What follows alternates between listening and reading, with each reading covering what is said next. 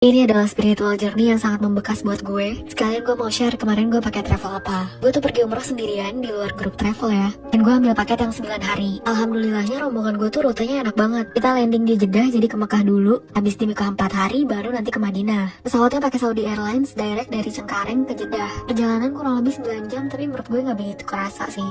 Sempat ketiduran dan bangun-bangun itu langsung ambil mikot di dalam pesawat. Sampai bandara itu kurang lebih jam 4 subuh. Langsung ke hotel sebentar. Dan setelah itu langsung ke Masjidil Haram untuk melakukan serangkaian tahapan ibadah umroh. Salah satu pertimbangan gue pilih travel ini tuh adalah hotel-hotel yang kita tempatin tuh deket banget sama masjid. Entah itu yang di Mekah ataupun yang di Madinah. Menurut gue ini poin yang sangat krusial ya. Karena tujuan utamanya mau ibadah, jadi sebisa mungkin ibadahnya tetap nyaman. Nah satu lagi sebenarnya ini personal preference. Dia nggak ada seragam sama sekali, jadi nggak kaku. Salah satu keajaiban yang gue rasain pas umroh tuh adalah diizinkan masuk dan sholat di Raudhah, padahal seharusnya gue udah gak bisa masuk. Jadi sekarang masuk Raudhah itu harus pakai tasrih. Nah saat itu surat izin gue tuh udah expired beberapa menit. Setelah berdesakan bejubel akhirnya gue pasah keluar dari antrian. Tiba-tiba out of nowhere ada ibu-ibu datang ke gue bilang kayak, "Mbak ini pakai punya saya aja, tadi saya bisa masuk." Akhirnya gue share surat itu ke rombongan biar bisa pada masuk. Dan ternyata yang bisa masuk tuh cuma segelintir termasuk gue. Bahkan pas di dalam gue bisa sholat dengan cukup tenang karena dihapus 2 jamaah padahal gue gak kenal sama sekali. Kalau diinget-inget masih merinding sih. Masya Allah gue gak tahu amalan apa yang dulu pernah gue lakuin sampai menghantarkan gue ditolong Allah sebegininya.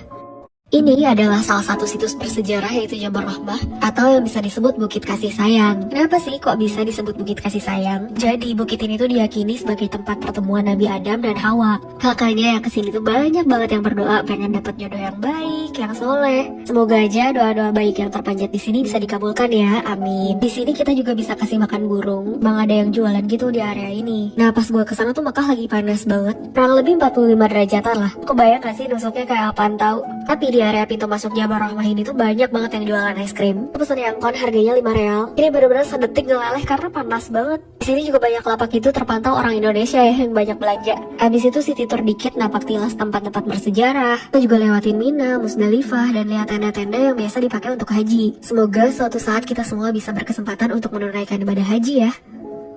Ini dia satu-satunya sahabat Rasulullah Shallallahu Alaihi Wasallam yang masih hidup sampai sekarang. Kalian lihat deh, ini kiri kanan sejauh mata memandang isinya tuh padang pasir. Tapi di ujung sana ada satu pohon yang masih berdiri kokoh dan sudah bertahan dari zaman Rasulullah. Namanya pohon sahabi. Dikisahkan dulu saat Rasulullah Shallallahu Alaihi Wasallam masih muda, beliau bersama pamannya Abu Thalib sedang dalam perjalanan untuk berdagang. Lalu di perjalanan bertemu dengan seorang biarawan Nasrani bernama Bahira. Bahira melihat Rasulullah memiliki tanda-tanda sebagai nabi terakhir yang digambarkan dalam kitabnya. Kemudian Bahira mengundang mereka dalam sebuah perjamuan, namun ternyata pemuda tersebut tidak datang. Bahira pun mendatangi Rasulullah yang sedang berlindung menjaga unta-untanya di bawah pohon sahabi. Nah guys, konon saat Nabi Muhammad berada di bawah pohon ini, ranting dan cabang pohon sahabi merunduk untuk melindungi Rasulullah dari terpaan sinar matahari. Lalu Bahira juga melihat awan kecil selalu mengikuti Rasulullah kemanapun dia pergi. Akhirnya Bahira pun meyakinkan pamannya Abu Thalib bahwa pemuda ini akan menjadi nabi terakhir yang sesuai dalam kitabnya. Sampai sekarang pohon ini masih berdiri kokoh dan dilindungi oleh pemerintah Jordania. Julukannya The Living of Sahabi atau sahabat Rasulullah yang masih hidup. Mama aku ya di rumah tanaman-tanaman diajak ngobrol, di sini pohon sahabinya juga. Sampai pas mau pulang jilbabnya kan nyangkut, katanya masih betah. Apa mama hari ini ketemu sama sahabatnya, semoga suatu hari nanti bisa ketemu langsung sama Rasulullah Shallallahu Alaihi Wasallam. Amin ya robbal alamin.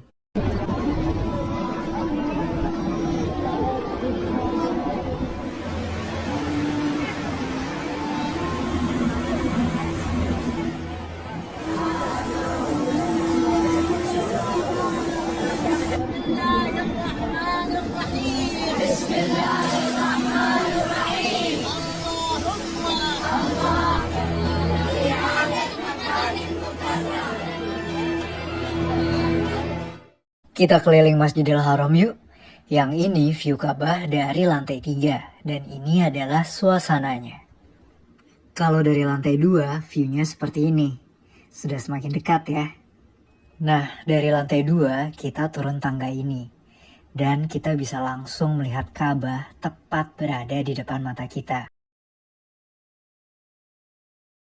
Tapi ada satu lagi nih, favorit aku setiap habis sholat subuh, yaitu di lantai paling atas karena bisa lihat pemandangan yang seindah ini secara langsung. Tuh, Yuk kita nabung biar bisa kesini. Amin ya rabbal alamin. Jadi yang berbentuk setengah lingkaran ini adalah Hijr Ismail. Tapi tahu nggak sih, setiap sholat fardu Hijr Ismail pasti dikosongkan. Ternyata dijadikan tempat penyimpanan perlengkapan sholat berjamaah. Terus ternyata Imam Masjidil Haram sholat sunnah dulu di sini. Oh iya, katanya pahala sholat di sini sama dengan sholat di dalam Ka'bah loh. Ini dia proses ngebersihin Hajar Aswad. Biasanya dilakukan sebelum sholat fardu. Aduh, alhamdulillah banget ya yang ngebersihin Hajar Aswad tiap hari kayak gini. Dan biasanya selalu dijagain biar gak ada yang tiba-tiba nerobos buat nyium Hajar Aswad. Kita ke makam Nabi Muhammad SAW yuk.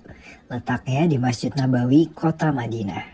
Lihat interiornya, indah ya. Berhiaskan lampu berwarna putih dan biru serta karpet berwarna hijau.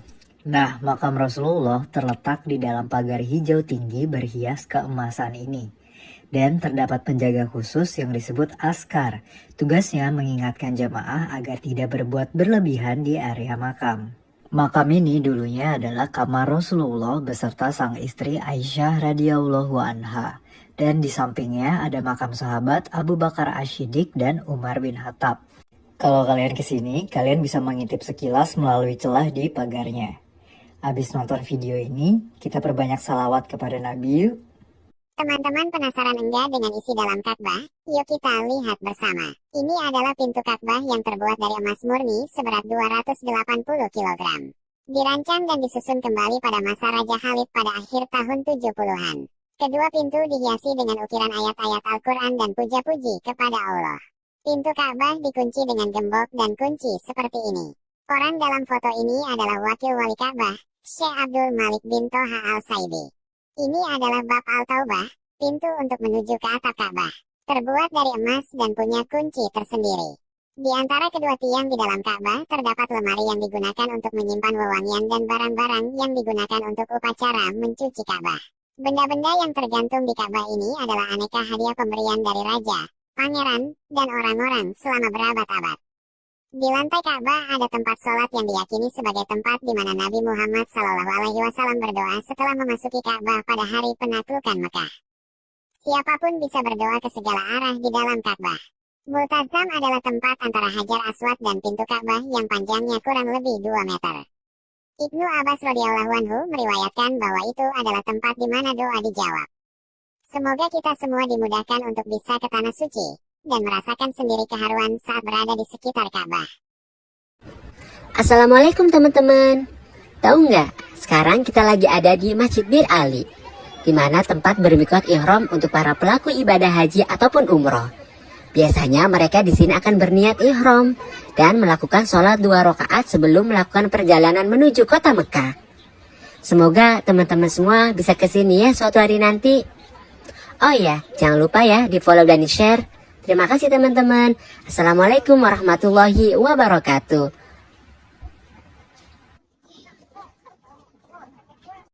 Makan apa? Makan lur. Nah lur, sekarang kita tutorial masuk Ka'bah ya lur. Kita tutorial masuk Mekah nih ya. Pengen tahu gimana sih caranya masuk Ka'bah Mekah?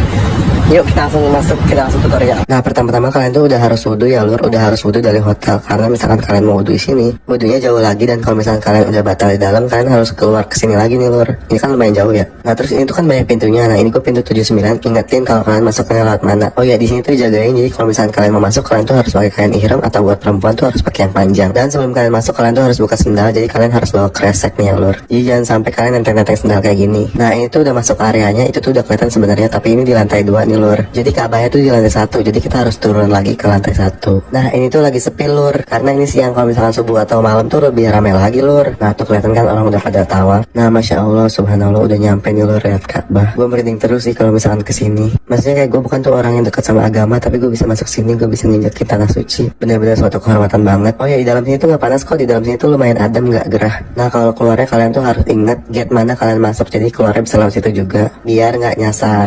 Tuh kalau misalnya keluar juga naik lagi tuh 1 lantai. Kalian harus banget kesini lur, salawatin lur, bener-bener harus banget kesini. Kesini tuh seru, nggak kayak yang orang-orang ceritain serem-serem kayak gitu. Makan apa? Makan lur-nalur. Sekarang gue lagi ada di Mekah, di Ka'bah ini. Aduh, bibir gue kering banget. Sekarang gue mau review air zam-zam asli dari sini. Langsung kita review ya kan. Ini gue lagi di tempatnya Safa Marwan.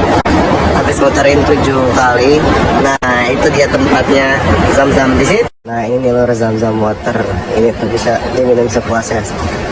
Terus juga bisa diisi ulang kayak gini. Ini ya rasanya tuh segar banget, sumpah dah. Baik kan, gue puasa di sini ya. Ini itu benar-benar segar banget. Ini tuh dingin banget, benar-benar sedingin itu, segar itu. Nah terus kalau udah penuh ditaruh di tas, baru kita taruh bagasi. Ini nih orang yang paling tunggu-tunggu orang-orang. Rasanya kayak air tawar biasa, tapi segar banget, beneran segar banget. Terus juga kayak di mana-mana di setiap sudut masjid tuh kayak gini, kayak gitu. Hajar Aswad adalah batu hitam yang dipasang di sudut tenggara Ka'bah. Al-Tirmidzi meriwayatkan dari Ibnu Abbas radhiyallahu anhu bahwa Rasulullah sallallahu alaihi wasallam bersabda, batu hitam yang turun dari surga jauh lebih putih dari susu, tetapi menjadi hitam karena dosa-dosa yang dilakukan oleh manusia. Saat ini Hajar Aswad dilindungi dengan bingkai perak murni, dan yang terbaru dipasang pada tahun 2002 pada era Raja Fat. Batu Hajar Aswad ditutupi campuran pasta kecoklatan yang juga disentuh oleh para jamaah. Pasta ini adalah campuran dari lilin, kasturi, dan ambergris. Ini adalah gambar pecahan Hajar Aswad dalam 8 buah bagian yang digambar oleh kaligrafer Syekh Muhammad Tahir Al-Kurdi.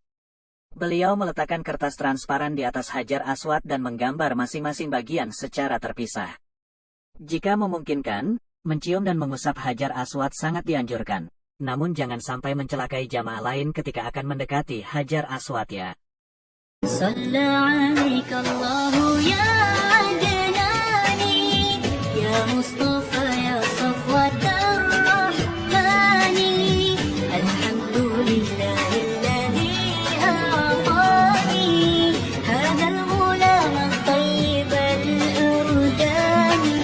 Menarik waktuku ke hulu, memasakku menatap ke langit. Adakah rasa cinta berubah dari yang mendung menjadi terang?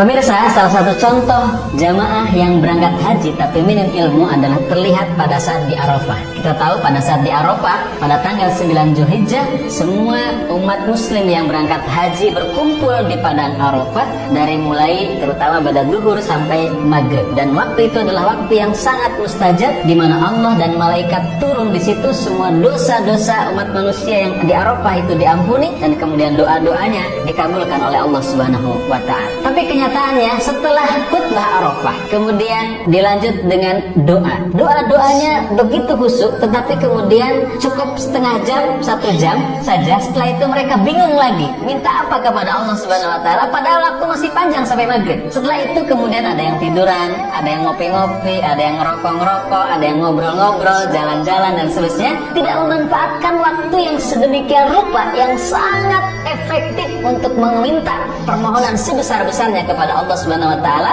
karena memang tidak dipersiapkan atau karena memang tidak tahu betul-betul tentang ilmu betapa hari itu adalah hari yang sangat makbul dan kita bisa minta seminta-mintanya kepada Allah Subhanahu wa taala dan waktunya cukup panjang dari pada zuhur sampai maghrib. Nah, Masya Allah teman-teman, inilah pemandangan Bukit Marwah yang dimana ini salah satu tempat untuk kita melakukan sa'i. Jadi kita berkeliling dari Safa ke Marwah sebanyak 7 kali. Nah ini adalah bukitnya. Bukitnya tinggal dikit ya. Jadi sebenarnya ini yang lantai-lantai ini adalah bukit teman-teman. Tapi karena dijadikan buat sa'i banyak orang, nah dijadiin lantai teman-teman. Nah kalau kalian lihat nih ya, ini kan turunan gitu tuh teman-teman. Nah jadi ini sebenarnya bukit teman-teman, Masya Allah. Karena pada zaman dulu nggak mungkin lantai seperti ini ya. Jadi pada zaman dulu ini adalah bukit, karena tahun semakin ramai, maka dibangunlah tempat untuk kenyamanan banyak orang gitu. Makanya dijadiin lantai seperti ini, Masya Allah. Nah ini dari Marwah kita berangkat atau jalan lagi dari Marwah ke Safa. Seperti itu loh, sampai 7 kali, dari Safa ke Marwah sampai 7 kali. Nah seperti itulah teman-teman sa'i yang ada di Masjidil Haram ini, atau sa'i itu adalah salah satu syarat ketika kita melaksanakan ibadah umroh. Masya Allah, semoga teman-teman bisa melaksanakan umroh dan melaksanakan ibadah haji. Amin amin ya rabbal alamin.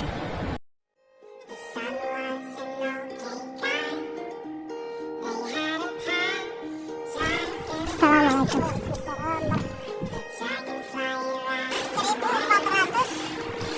1440 tahun yang lalu kami naik, kemudian belum ada tangga-tangga seperti ini.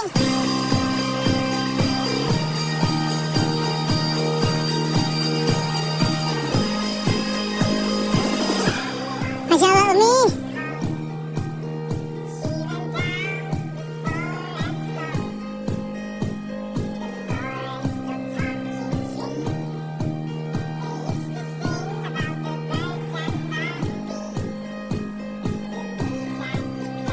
Inilah goanya ya Mas Bro.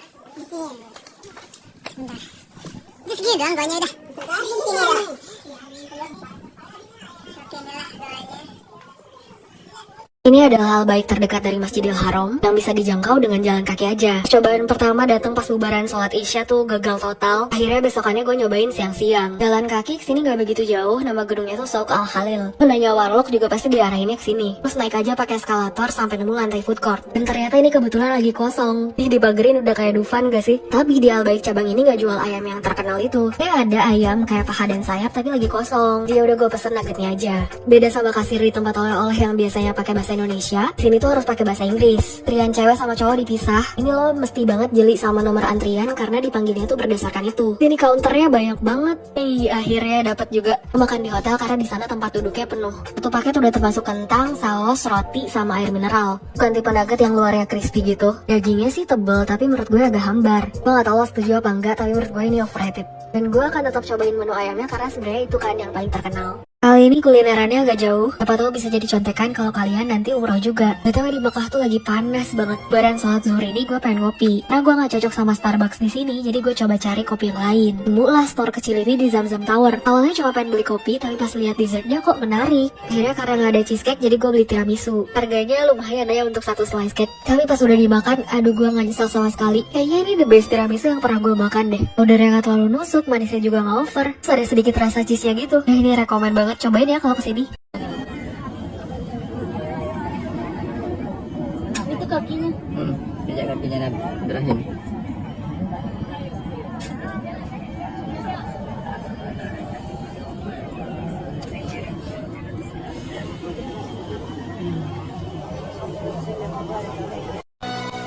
Apakah makam Ibrahim yang terletak di Masjidil Haram adalah kuburan Nabi Ibrahim? Jawabnya adalah bukan. Jadi makam Ibrahim itu adalah batu tempat berpijaknya Nabi Ibrahim ketika beliau membangun Ka'bah. Jadi makam itu berarti tempat berpijak. Jadi makam Ibrahim itu berbentuk kubus, Ibu Fitri berbentuk kubus. Kemudian di dalamnya terdapat batu yang mana batu itu terdapat dua telapak kaki Nabi Ibrahim alaihissalam ketika beliau berdiri membangun Ka'bah.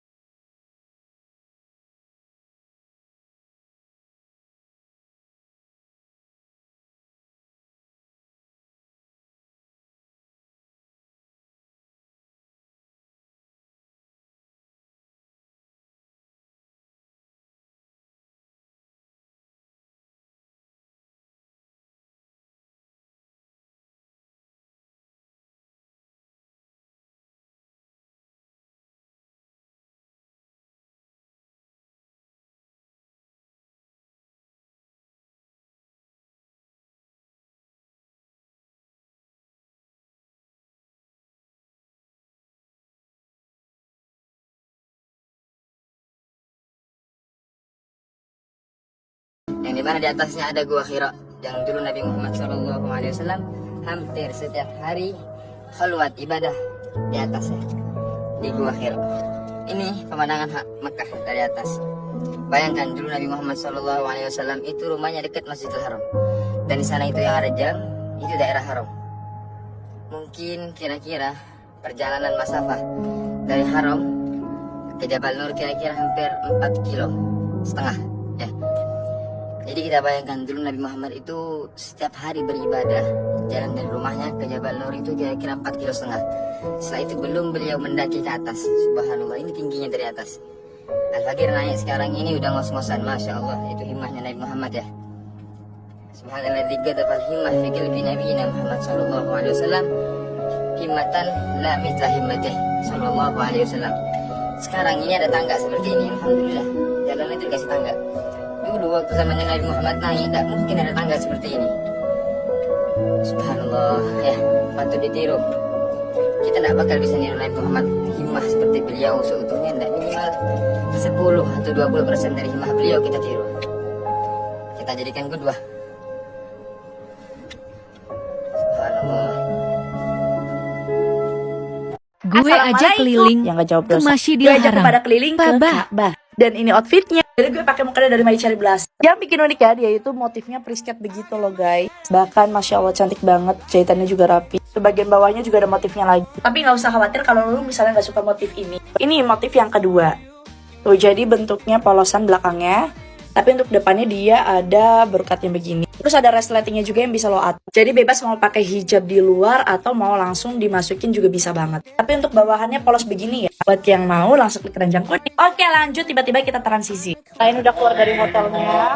Seperti biasa keluar dari hotel bener-bener langsung dapat Masjidil Haram. Masya Allah cantik banget. Udah pada sholat maghrib. Nah ini bentuk luar hotelnya. Masya Allah cantik banget. Lagi bagian sana cantik banget. Ini sekitar jam 7. Tapi benar-benar kayak masih jam setengah 6 gitu. Dan kita mau ngelakuin tawaf sunnah sama mama, papa, kakak gue, sama saudara gue. Jadi kita bakal masuk ke sana dulu. Sebelumnya gue tadi sholat di sana. Soalnya tuh penuh gitu, terus gue agak lumayan telat. Tadi papa nggak jadi masuk karena belum ganti pakai ihram. Jadi kita cuma berempat aja. Dan kita bakal masuk ke sana. Kalau tempat sholat tuh masuknya ke sana. Wah, rame banget. Ya Allah, rame banget lautan manusia ini. Ini udah masuk, ternyata harus lepas sendal dulu. Sebelum ngelakuin tawaf, kita mau minum air zam-zam dulu. Nah, itu air zam-zamnya. Masya Allah itu Ka'bahnya. Dan kita turun ke bawah. Karena kalau ngelakuin tawafnya di atas tuh lebih capek. Jadi mending yang di bawah. Subhanallah lautan manusia. Subhanallah Masya Allah itu Ka'bahnya. Cantik banget ya Allah Akbar. Masya Allah cantik banget. Ya Allah Akbar. Ngerti gak sih Ka'bah tuh wangi banget Masya Allah. La ilaha illallah. Kita kehilangan mama. Subhanallah kayaknya bisa sedekat ini sama Ka'bah ya Allah Masya Allah. Nah itu makam Hijr Ismail. Subhanallah benar-benar sedekat ini sama Ka'bah. Masya Allah subhanallah. Alhamdulillah kita udah selesai ngelakuin tawaf. Masya Allah dadah Ka'bah. Sampai bertemu nanti. Next kita mau jalan-jalan ke sana. Sekali lagi gue mau bilang Masya Allah, Allahu Akbar, cantik banget. Tadi kita duduk di sana, sekalian tadarusan sama sholat. Cuma dimarahin sama Aska. Jadi udah kita minum air zam-zam aja.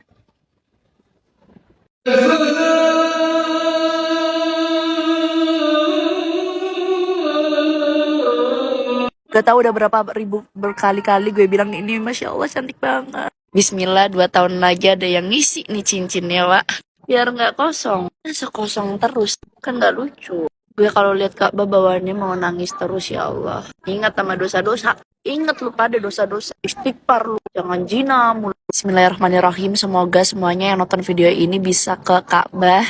Dan bisa dapetin masa depan yang cerah. Selamat dunia dan akhirat. Oke, sepertinya gue gak bisa ngasih jalan-jalan di video ini. Tapi bisa gue kasih lanjut part 2. Sekian dulu. Pemandangan Masjid Nabawi kalau di malam hari. Semuanya bergemerlapan. Sebenarnya ini tuh daerahnya laki-laki. Kalau daerah perempuan itu ke sana belakang. Jadi kayak harus jalan 1 kiloan. Ini jam 22 lebih 45. Gue mau balik ke hotel bener-bener sendirian abis dari Taman Rodo. Gue tuh nggak tahu kenapa kalau ke Taman Rodo tuh bawaannya sedih banget. Gue kayak selalu ingat dosa-dosa gue. Kalau gue masih belum bisa nutup aurat dan masih banyak kayak BTW gue nyeker. Soalnya sendal gue taruh di pintu utama pas gue sebelum mau sholat isya. Nah itu tuh area cewek. Jadi harus jalan lagi. Nah ini daerah wanita. For women only. Jadi kita masuk. Tuh kan, gue tuh selalu jatuh cinta sama Masjid Nabawi. Tuh masih jalan lagi terus ke sana. Gue kebelet mau pipis, cuma gue takut karena udah malam. Jadi mending gue pipis di hotel tuh toiletnya. Tapi sumpah mager banget. Nah ini gue mau ambil sendal di sini. Gate-nya Usman bin Affan udah pada ditutupi. Mungkin karena udah malam kali ya. Tuh gue kasih tunjuk yang lebih cantik lagi, Masya Allah. Udah gelap. Nah itu sendal gue. Oke, udah dapet. Sekian dulu. Bye-bye. Nah, dari sini tuh jalan ke hotel kayak sekitar 500 meter. Lebih deh, kayaknya nggak 500. Tuh kan cantik banget. Nah, ini untuk area luar. Katanya hotel ini tuh pernah ditempatin sama SBY. Cuma katanya ya, tuh kan masih rindu sama Masjid Nabawi, cuma besok harus pulang. Jalan lagi pintu keluarnya di gate 339. Nah, ini pintu keluarnya. Madinah tuh semakin malam ya semakin rame. Karena kalau siang itu waktunya pada tidur, karena panas banget. Jadi kegiatan itu pas pada malam hari. Nah ini untuk bagian masjid depannya. Tuh H&M, semuanya ada, itu Starbucks. Dari sini jalan ke sana sekitar 500 meter. Gue tuh sebenarnya mau beli, cuma gue nggak ngerti bahasa Arab. Bahasa Inggris aja gue itu cetek banget. Harus ngedadak translate. Nah, ada es krim. Gue nggak beli karena gue lagi diet. Haha. Ini kita nyebrang dulu. Di sini tuh sebenarnya tempat jalan gitu loh. Toko daerah sini tuh sepi banget pada tutup. Tapi untuk daerah sebelahnya tuh ada yang beberapa buka. Gak seaktif atau sehidup kayak yang di belakang. Nah itu dikit lagi hotel gue. Nah itu tempat penginapan gue. Jadi harus nyebrang dulu. Bukan Arab tuh ramai banget guys. Kalau malam tuh bener-bener kayak kota-kota gede gitu. Ya, emang kota gede ya. Nah itu hotelnya. Bukan sulap, bukan sihir.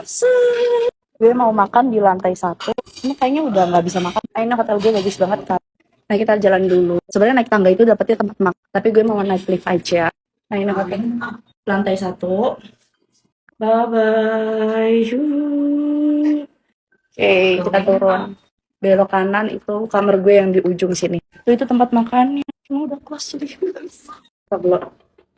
Ami, Opop, Umum. Nah ini kondisi kamar gue berantakan banget ya Allah. Nah ini toiletnya. Gak usah ditanya kalau ada. Dan ini obat kumur yang selalu gue bawa. Soalnya bikin gigi lebih segar. Terus ada bathroomnya juga.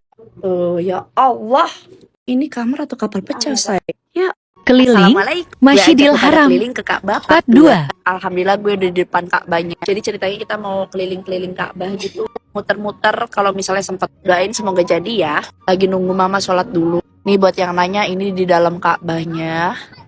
Kalau mau ngelakuin tawaf tuh mending yang di bawah sini, jadi kelilingnya lebih daripada yang di lantai atas kayak gini tuh lebih jauh gitu loh muter. Askar di sini sama askar di Nabawi itu lebih galakan yang di Ka'bah tuh pakai lipstick agak begini aja. Menurut gue ini nggak merah ya cuy, karena cuma pakai lip balm doang biar nggak kering. Itu haram. Kalau di Nabawi lu pakai lip tint agak merah aja tuh nggak dimarahin. Terus kalau di Ka'bah lu pakai kerudung di atas dada juga itu nggak boleh. Tapi kalau di Nabawi itu boleh. Terus di sini juga hukum sunahnya tuh kayak pakai abaya, nggak boleh pakai celana. Walaupun misal pakai celana tuh kayak segitu, ini nggak bisa di atas lutut. Nah kita masuk ke sini sama mama. Iya Ka'bahnya di sana. Lantai 1, 2, 3. Dan kita mau ke lantai 2. Ya naik eskalator. Kalau naik tangga kayaknya nggak ada capek. Ya naik dulu say. Ya jadi kita berempat. Nah ini lantai 2-nya.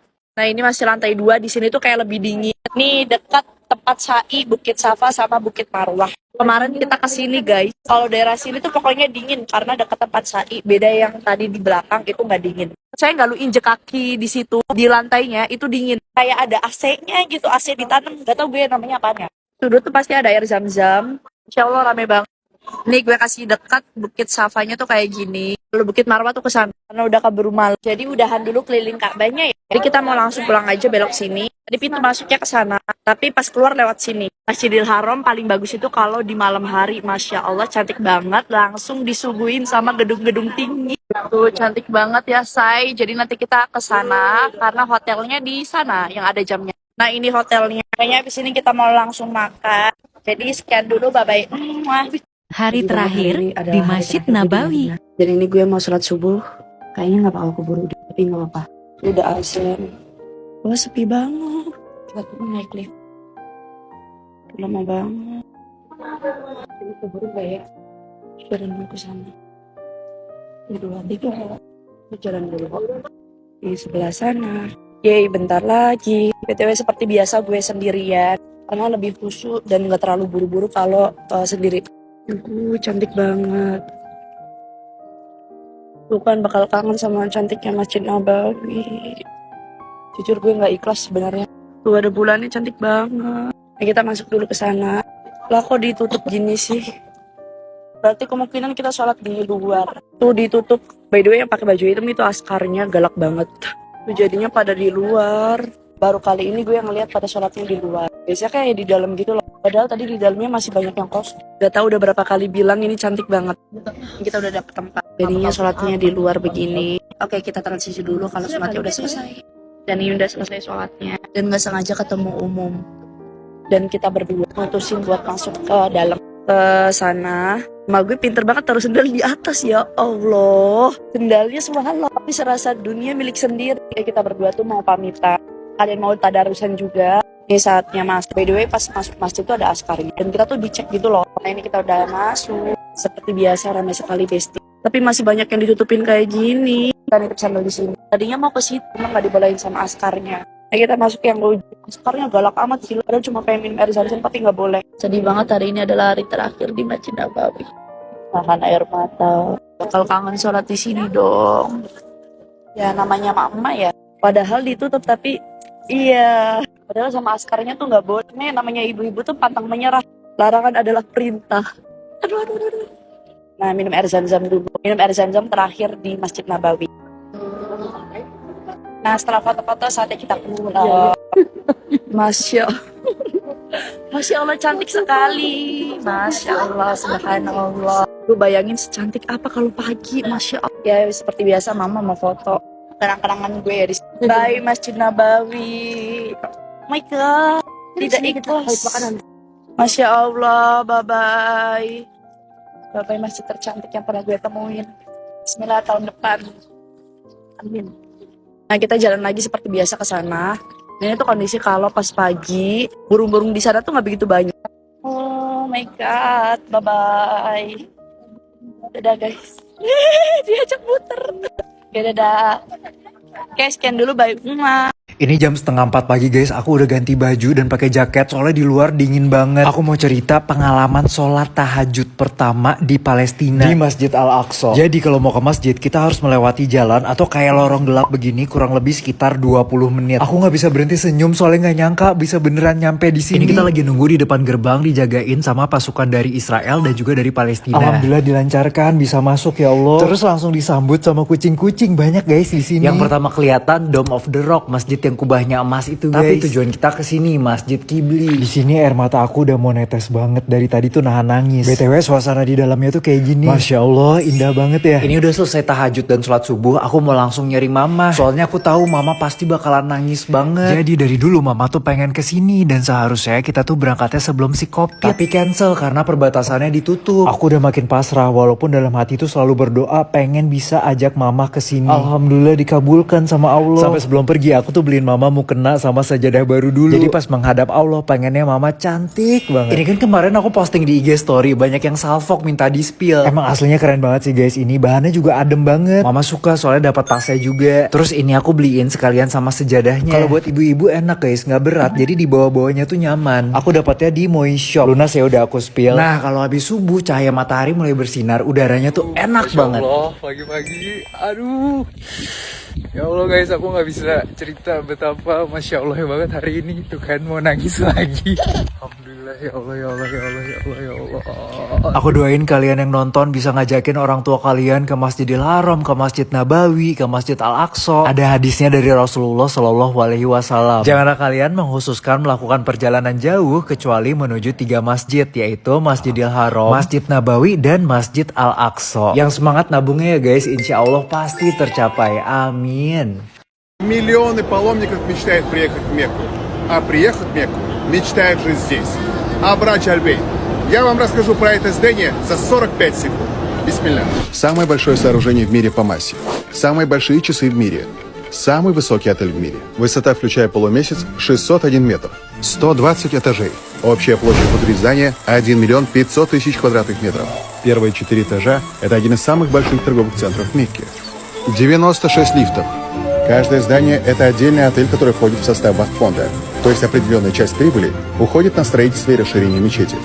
Познакомимся с каждым отелем отдельно. Самый высокий из небоскребов – отель «Королевская часовая башня» или «Фэрмонт Хотел». Отель «Мавимпик», «Эль Марва Райхан», Raffles Makka Palace, Pullman Zamzam Makka, Swiss Hotel Аль-Макам, Swiss Hotel Макка. А главная ее особенность – то, что находится напротив мечети Аль-Харам.